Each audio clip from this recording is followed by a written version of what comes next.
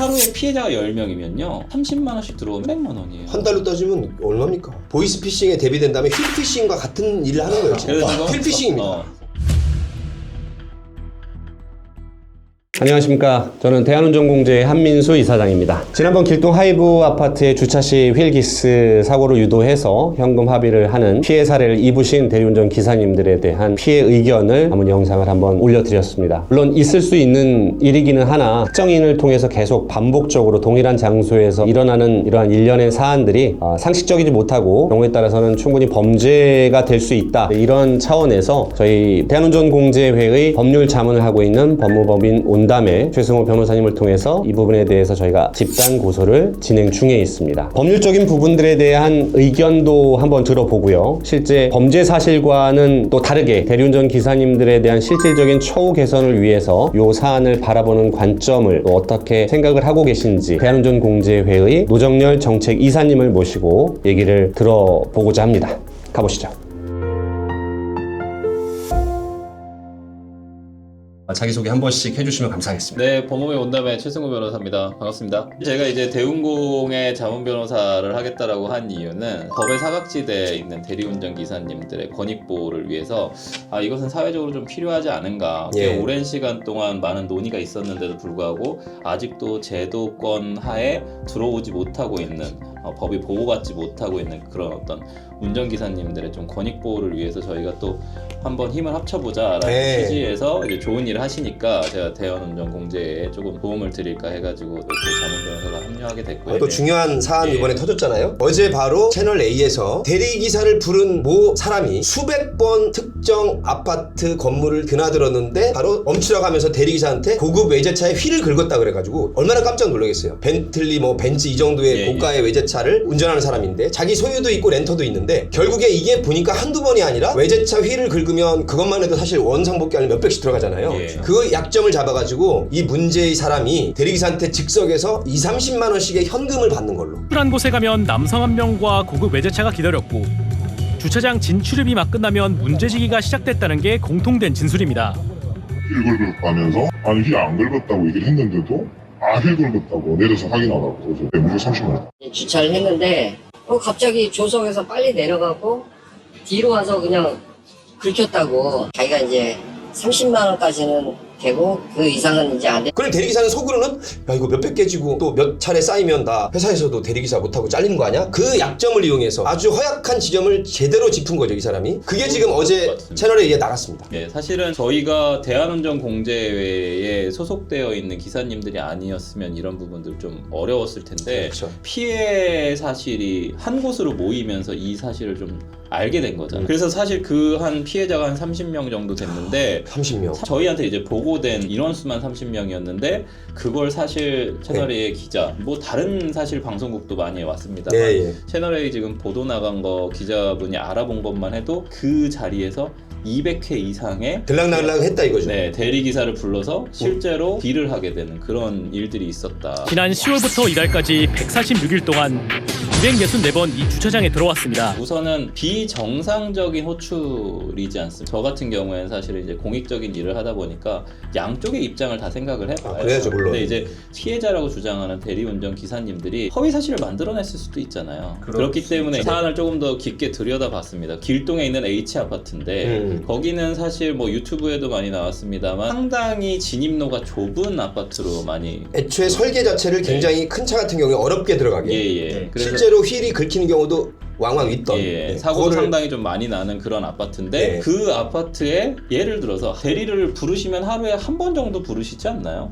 한 달에 3-4번 정도가 보통이죠. 지금 이 사건의 가장 큰 문제점은 하루에 3번, 4번을 아주 짧은 거리를 운전하는 호출을 한다는 것. 밤 11시쯤 대리기사를 불러 이 주차장에 도착했는데 1시간쯤 뒤 다른 골목에서 같은 차량으로 대리기사를 또 불렀습니다. 근처에서 2명의 대리기사를 더 부른 정황도 파악했는데 대리기사 4명 중 2명이 차량 휠이 손상됐다며 합의금 총 50만 원을 보냈습니다. 그럼에도 불구하고 이제 가해자로 좀 지목되신 분의 해명을 좀 보면 채널A 17일자 보도에 또 나오죠. 왜냐면 반론 보도 해야 되니까 반론 보도권을 줬어요. 그랬더니 이제 얘기한 것이 나는 그 진입로에 내가 운전을 직접 해서 진입하기가 싫었다. 나도 긁을 수 있어서 다른 사람한테 시키고 싶었다. 무리하게 이거를 들어가다가 이런 일하는 다 사고 내신 건 기사님들이 사고 내시고 그 다음에 같은 부위에 대해서 백분적으로 단 한 번도 없고 저는 절대로 제가 먼저 돈을 요구하는 거지 않아요. 기사님들이 이렇게 먼저 요구해서 하신 건데 다시는 차량 손상에 대한 정당한 보상을 받은 것이란 취지입니다. 대리운전으로 주차장을 오간 건 직접 운전하기 싫어서라고 했습니다. 근데 왜 하루에 3-4번씩 그렇죠. 자기 집도 아니고 자기 상가도 아닌데 예를 들어서 뭐 술을 마셨다거나 그러면 저희가 또 이해를 하는데 근데 이제 이 3-4번이 쌓여서 얼마가 됐느냐? 200번이 넘었단 말이거든요. 여러분 이게 좀 상식적이지는 그럼요. 않아서 예. 저희도 사실은 이 부분에 대해서 합리적 의심으로 고소를 하는 부분이 있습니다만 사실 대리기사님의 법률 대리인으로서 제가 또 말씀드리고 싶은 건 이게 공갈이냐 사기냐 이런 부분에 대한 좀 접근이 있었거든요. 가능성은 조금씩 있네요. 구성 근데 요건을 이제 보면. 협박 혹은 폭행을 수단으로 해서 뭔가 재물상의 이익을 취한다면 공갈죄가 공갈이고. 될 수 있는데 이건 사실 애초부터 휠이 안 긁혔을 수 있는 가능성 아니면 긁혀져 있는 자동차를 를 가지고. 갖고 와서 하는 그런 범죄 행위 그렇다면 사실 상대방을 기망해서 사고를 불러일으키고 재산상의 이득을 취한 사기죄에 조금 더 가깝고 그런 사기가 여러 번 반복돼서 일어났기 때문에 상습 사기죄 상습 사기. 그리고 이제 피해자들 중에는 보험 접수를 하는 또 케이스들도 있습니다. 있었어요? 네, 접수번호 받아서 보험 접수를 해서 보험료를 타내면 보험 사기 방지 특별법이라는 또 법이 있거든요. 그렇군요. 그 부분에 또 해당될 수 있는데 그 부분은 이제 수사기관에서 좀 수사를 해보고 예. CCTV를 전부 다 확인을 한 다음에 조금 더 결정을 내려야 되는 부분이라서 저희 입장에서는 우선은 상습사기죄로 고소를 한 상황이고요. 네. 지금 상태를 궁금해하실 텐데 현재 길동을 관할하는 관할 예. 경찰서에 지금 접수가 돼서 예. 수사가 착수는 됐습니다. 이 강도나 속도가 어떨지는 저희가 우리 최 변호사님하고 예. 저희 대응공 이사님들이 정보를 입수하는 대로 늘 말하지만 최종심까지 범죄가 확정이 돼야 범죄인 거지 1, 2심 가지고도 안 될 수도 있기 때문에 무죄 추정의 원칙이라는 게 또 그럼요, 헌법에 그럼요, 있어서 그럼요. 그런 공정한 조건하에 반드시 억울한 상습사기의 피해자인 대리인전 기사분들이 전국에서 발생하면 안 되잖아요 이제. 그럼요. 그런 공익적 가치가 있기 때문에 언론 보도도 나왔고 예. 꽤 오래 나갔습니다. 네네. 그리고 그 사람의 입장 반론도 보장을 해줬고. 자, 근데 여기서 궁금한 점들이 있으실 거예요. 아니 어떻게 대리운전 하시는 분이 어려운 곳이라 할지라도 전문가들이신데 운전에 예, 그렇죠. 그러면 휠이 긁히는 소리 내지 느낌을 안 받아 주장을 못하냐 그랬는데 200번 이상을 들락날락한 이 문제의 사람이 바로 들어갈 정도가 되면 어디론가 전화를 하면서 시끄럽게 고성을 지르고 심지어 욕설을 해서 대리운전은 소리가 순식간에 귀가 이쪽으로 집중이 되죠. 그러면서 끝나자마자 잠깐만요 하고 내려서 휠 긁었잖아 이렇게 되는 거예요. 그게 말이 돼? 그런 바보가 어딨어. 그렇지만 그게 아니라 특히 외제차라는 약점 그리고 휠도 제대로 복원하려면 몇백만 원씩 들어간다는 약점을 잡고 그렇게 해 왔던 것입니다. 정말로 이거는 나쁘잖아요. 제가 수십 년 대리운전 기사분들 보면 제일 많은 게 자영업 하시면서 아르바이트 하시는 분들, 그다음에 직장 다니다가 어떻게 중간에 어렵게 돼서 하시는 분들, 맞아요. 중소기업 사장 출신도 굉장히 많아요. 사실 제가 본 케이스들 같은 경우는 뭐 회생 파산 안 하고 내가 자력으로 한번 극복해 보겠다. 투잡, 쓰리잡 뛰면서 아이 분유값 벌려고 하시는 분들도 계시고 맞아요. 그런 분들은 사실 빨리 콜을 받아서 또 다른 데를 가야 하는데 그렇죠. 네. 여기에서 또 분쟁이 있어서 다른 콜을 못 받으면 오늘 공쳐버리는 거죠. 시간적인 문제도 있고. 그리고 이제 실제적으로 저는 이제 현업에서 대리운전 기사를 하고 있기 때문에 이 기사분들이 갖고 있는 지금 핸디캡이 또 추가적으로 뭐냐면 예. 보험을 2회 이상 접수를 하게 되면 기사에 대한 보험 연장이 사실 어렵습니다. 바로 이거죠. 네, 이거. 그렇죠. 이제 사고가 발생을 하면 그 해당되는 사고급에 대한 차량이 보험을 할 때 사고 대처를 해야 되는데 예. 이거를 현재 대리운전 기사 보험으로 케어가 안 됩니다. 그렇지. 네, 예. 그래서 사실 이 상태는 개인 대리기사가 개인적으로 부담해야 되는 부담률이 있습니다. 강동경찰서에서 조사하시는 수사관님에 대한 얘기를 사실 듣고 보면 예. 피해자 측과 피해를 입은 대리운전 기사님들의 개인적인 민사로 끝날 수 있는 확률도 높고 예. 또 이게 상습이라고 하긴 하지만 알리바이가 성립이 될 수 있는 여지도 사실 가능성은 있다고 없는 건 아니죠. 있습니다. 이제 수사가 진행돼서 어떤 판결 부분들은 저희가 이제 공유를 드리겠지만 네. 만약에 이러한 부분이 범죄 사실이 입증이 안 돼서 예. 그냥 끝나버리게 된다라고 예. 하면 대리운전 기사님들 이러한 환경을 그냥 그대로 둔 채로 해야 된다는 게 좀 너무나 좀 부당하다 좀 그런 입장도 네. 있습니다. 네. 의심이 되는 상황에서 사실 이게 만약에 무혐의로 끝난다고 하면 네. 사실 이와 동종 사건들 비슷한 유사한 사건들이 발생할 가능성이 상당히 높고 그것 때문에 저희가 짚고 언론에 나온 거죠. 그 다음에 이제 아까 얘기하셨던 보험을 2번 접수를 하면 못하니까 당신들 보험 하세요? 보험 없으세요? 그렇죠. 이렇게 해서 네. 보험 하는데 나는 지금 막상 대리기사가 보험 접수하기 되게 어려운 상황인 거죠. 근데 이 케이스의 가장 또 특이한 점은 다른 사건들은 형사와 민사는 별개입니다. 그러니까 예. 손해배상 청구를 하는 것과 형사 처벌을 받는 거는 별개의 문제인데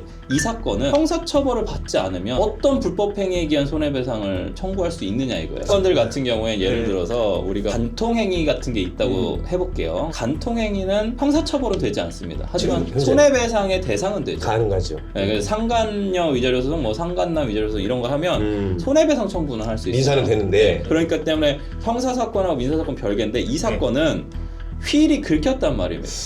휠이 긁혔어요.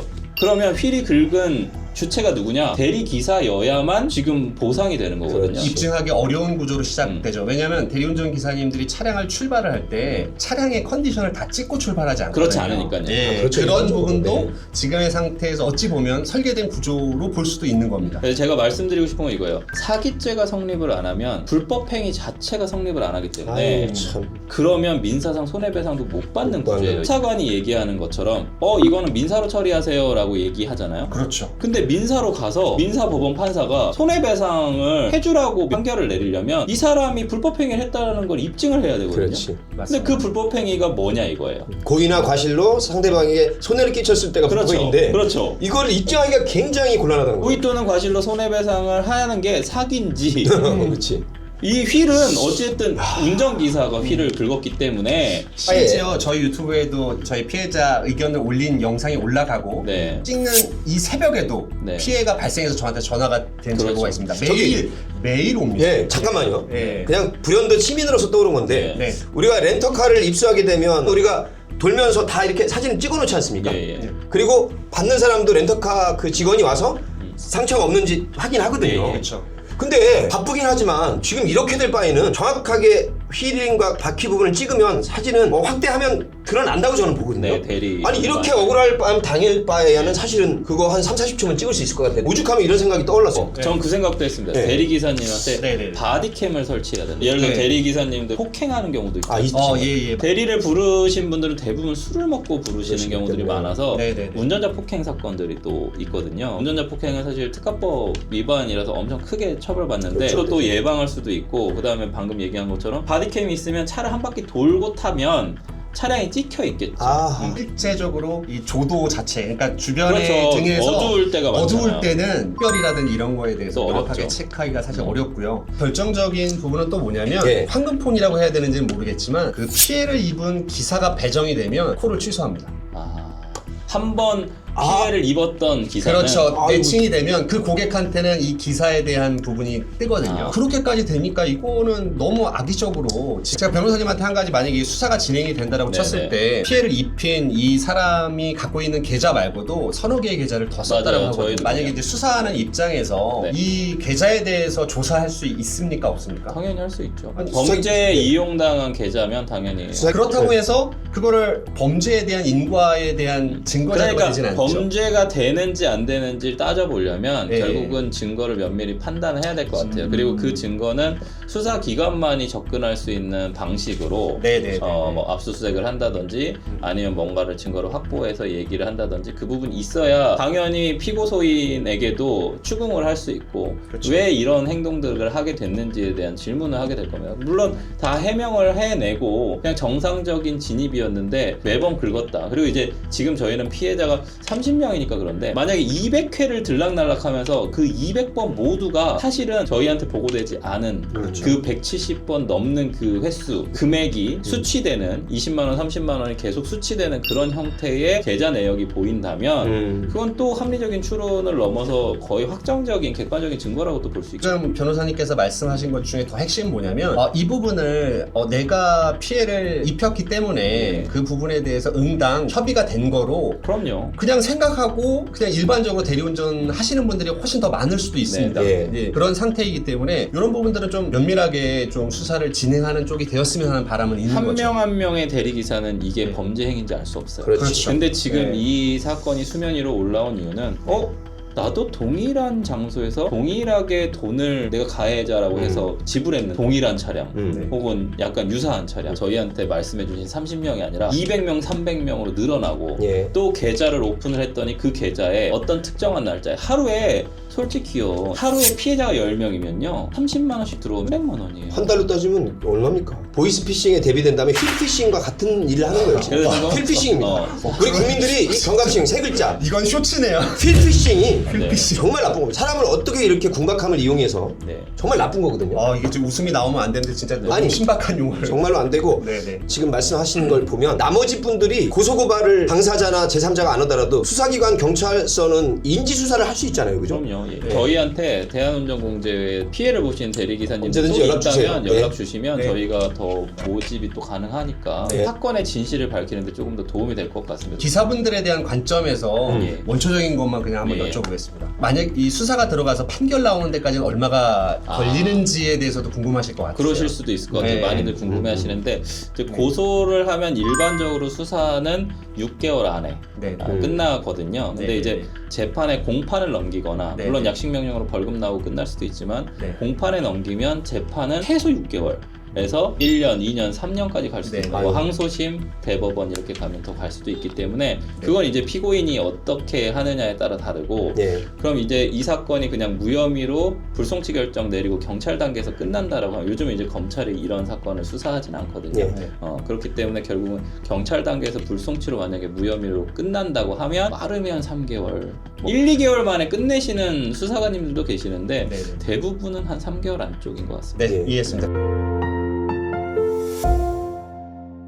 지금 뭐 마무리하면서 네. 감사의 말씀을 드리고 싶은 부분이 대리운전 기사님들에 대한 약자의 목소리로 얘기하는 부분에 대한 한계가 있습니다. 구조적으로 한계가 있고 노정열 이사님이나 변호사님이나 실질적으로 이 부분에 대한 핵심적인 부분들 그리고 실체적으로 도움이 되는 어떤 조언의 무게가 조금 다릅니다. 그리고 그러한 움직임을 통해서 우리가 이 본질은 대리운전 기사님들이 그냥 편안하게 일할 수 있는 공간을 만드는 겁니다. 최소한 억울함은 없게끔 안심하고 네, 운전할 수 있는. 안심하고 다른 거 없습니다. 억울하지 않고 변호사님 말씀하시던 부분처럼 이러한 사항들을 악용하지 않고 네. 누구나 상식선에서 진짜 열심히 일하신 분들이 그거에 대한 대가를 받을 수 있는 그런 그냥 사회가 됐으면 좋겠습니다. 그래야 우리도 편한 겁니다. 네, 네, 네. 대리운전 분들이 기분 좋게 안전하게 잘 집까지 모셔다 주는 게 대리운전 기사도 기분이 좋고 보람을 느끼고 그렇게 정착이 돼야 대한민국 자동차 강국입니다. 대한민국처럼 아마 이렇게 대리가 활성화되고 이런 나라도 별로 그러니까요. 없다고 하니까 네, 네, 네. 정말로 선진 K 대리운전이 되려면 권리와 이익이 보장되는 그런 법제화를 위해서 저희가 열심히 뛰고 있습니다.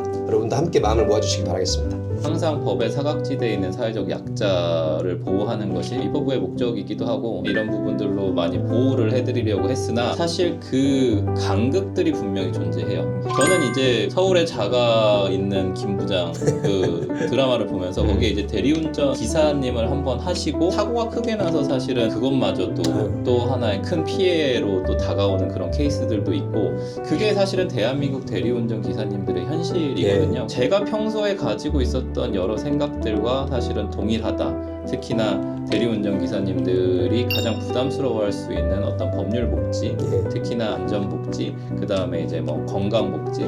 사실 공제라는 것이 필요한 이유는 공제회나 우리를 보호해줄 수 있는 단체나 기관들이 있어야만 사실은 그들이 가질 수 있는 약점들이 보완되고 대리기사님들 하시는 분들이 걱정 없이 행복하게 자신의 가정을 위해서 혹은 국가와 사회를 위해서 집단으로서의 역할을 좀 잘 해주셨으면 좋겠다라는 생각으로 사실은 도와드리는 부분이 있고 특히나 지금 이런 케이스들 같은 경우에는 발생하면 집단 소송은 아니더라도 여러 사람들이 서로 한 기관에다 쟁점들이 모이지 않으면 사실 그냥 지나가 버리거든요. 예. 피해가 발생했음에도 불구하고 그냥 지나갈 수가 있기 때문에 그 부분에 대해서 대한운전 공제의 필요성이 분명히 존재하는 것 같습니다. 자금적인 부족이나 아니면 그래도 믿을 만한 변호사한테 뭔가 상담이라도 받고 싶은데 그것조차 사실은 좀 어렵고 시간도 없고 바쁘고 지금 콜 하나 받는 것만으로 너무 바쁘잖아요. 아이 분유사로 가려면 콜 더 받아야 되거든요. 그런 부분에 있어서 공감대나 혹은 그런 부분에 대한 도와드리고 싶은 부분들이